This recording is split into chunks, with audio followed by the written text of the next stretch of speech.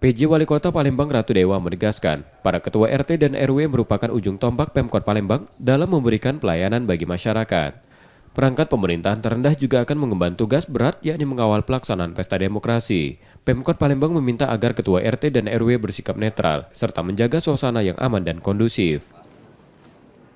Ada tugas berat yang harus dilaksanakan dalam rangka kita persiapan untuk pesta demokrasi kita. Yang kedua adalah mengubah wajah kota Palembang agar lebih aman, lebih nyaman, suasananya kondusif, termasuk tata kelola pemerintahan. Terkait netralitas RT RW dalam pemilu ini gimana? Ya termasuk itu juga, itu harus merujuk kepada aturan yang ada dan pada saatnya nanti akan ada PKPU yang diatur dari penyelenggara pemilu.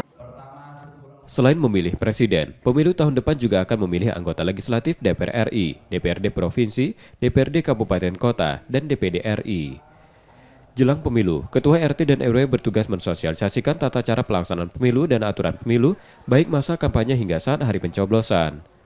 Mereka juga berperan meningkatkan partisipasi pemilih untuk pemilu yang legislatif. Emriski Nurmizan, Kompas TV, Palembang, Sumatera Selatan.